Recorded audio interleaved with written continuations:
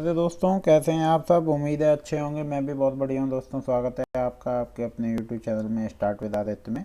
तो आपका जो है दोस्तों, ये देखिए, मैं 26 दिसंबर 2021 का सिर्फ सेकंड का आपके लिए पेपर लेके आया हूँ और PYQ अभी से लगाना शुरू कर दीजिए, जिससे आपको बहुत आसानी होगी, आपको अनुमान हो जाएगा। अगर आप पहली बार नेट देख रहे हैं तो चैनल से ज़रूर जुड़ जाइए, क्योंकि आपका इसी तरीके से क्लियर होने वाला है। कहीं पे बहुत पैसा खर्चा करने की ज़रूरत नहीं है। चलिए, तो सबसे पहले जो है मैं आपको बता दूं, आपकी DI की टेबल है। इससे 5 क्वेश्चन आते हैं। 5 क्वेश्चन गद्यांश के आते हैं, 5 कंप्यूटर के आते हैं, 5 रिसर्च एप्टीट्यूड के आते हैं, 5 टीचिंग एप्टीट्यूड के आते हैं। लगभग सभी से 5-5 क्वेश्चन आते हैं। ठीक है, तो सबसे पहले मैं जो है वो आपको टेबल, DI की टेबल आप देख लीजिए। बड़े आराम से पढ़िएगा। टेबल वर्ष दी हुई है, देश दिए हुए हैं, मेल फीमेल दिए हुए हैं। अब जो क्वेश्चन पूछ रहा है उसको हम देखते जाएंगे और करते जाएंगे। 2016 से 2020 के दौरान किस देश की महिला एथलीटों की सर्वाधिक संख्या है? ABCD।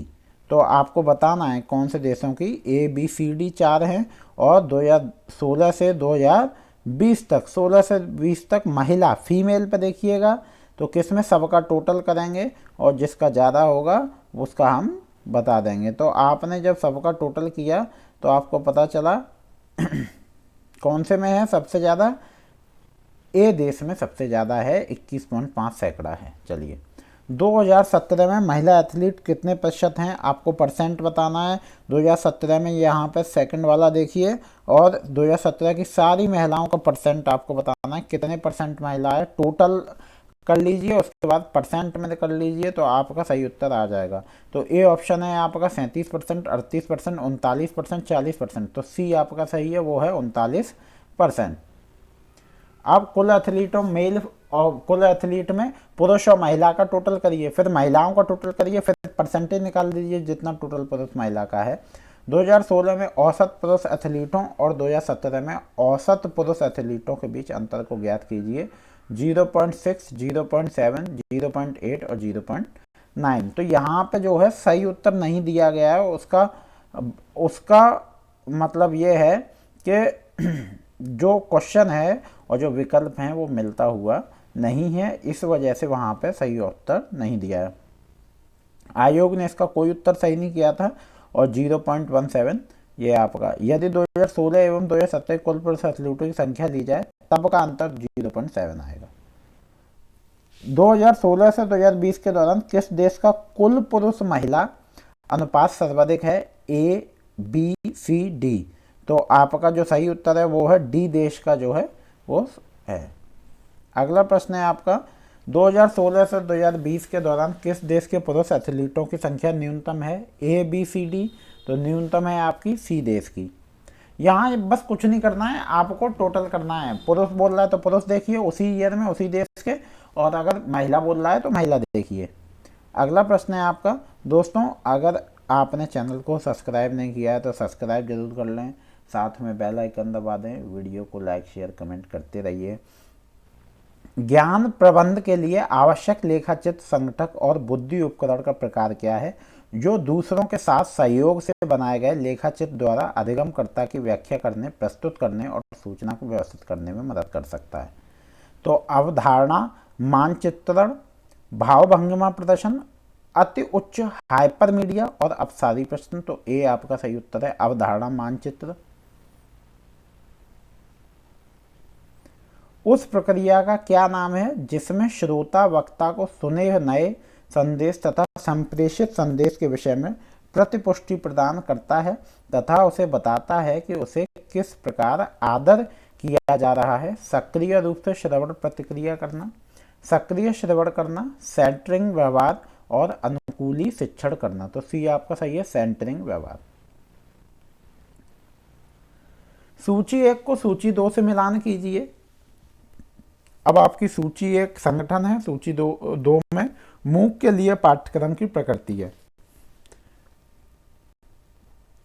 CEC, इग्नू, NIOS और NITTTR। तो आपका जो सही विकल्प है वो बी है। बी में है आपका ए का सेकंड, बी का फर्स्ट, सी का फोर्थ, डी का थर्ड।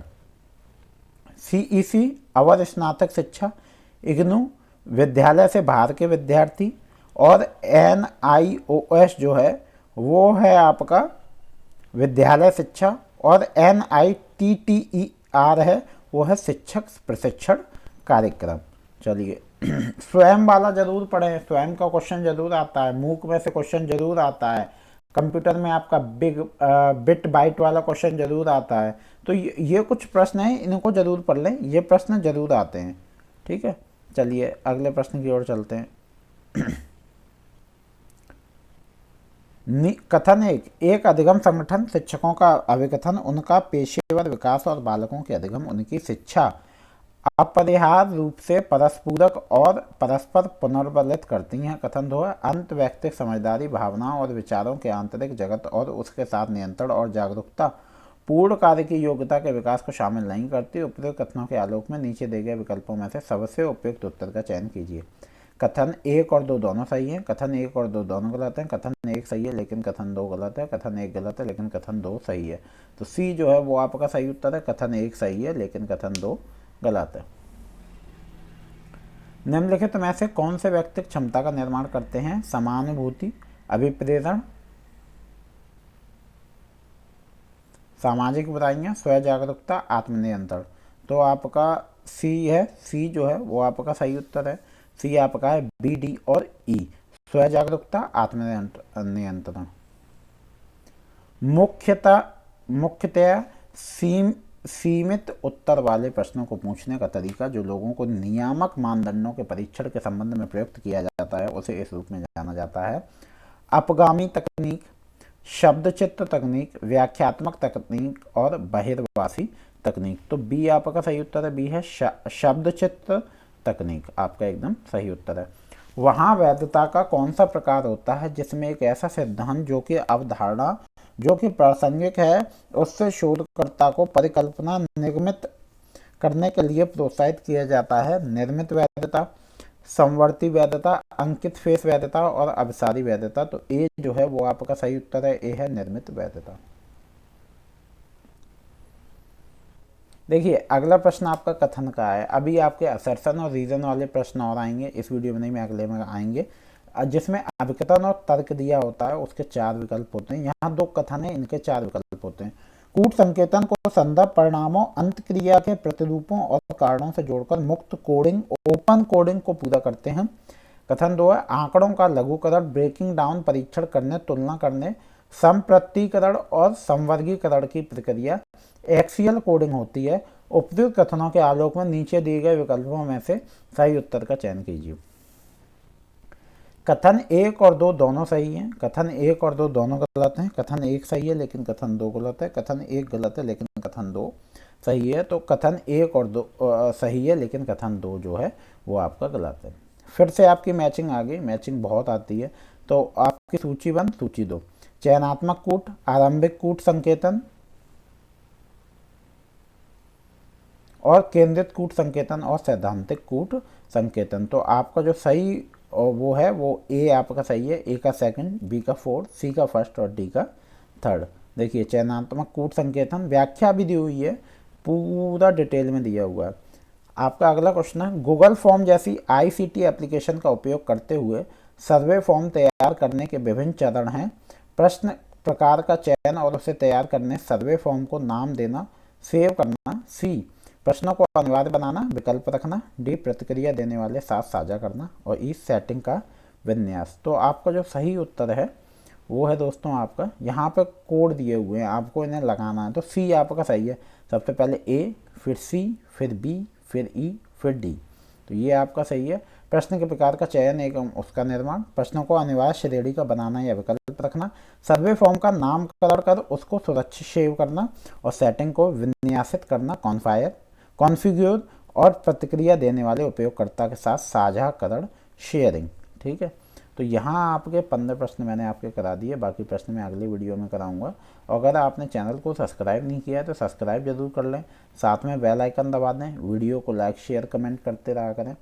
और दोस्तों मैं आपके लिए क्लासेस बनाने की तैयारी कर रहा हूँ, ये बात फैक्ट है, और बहुत जल्दी आएगी पेपर 1 की और पेपर 2 की भी।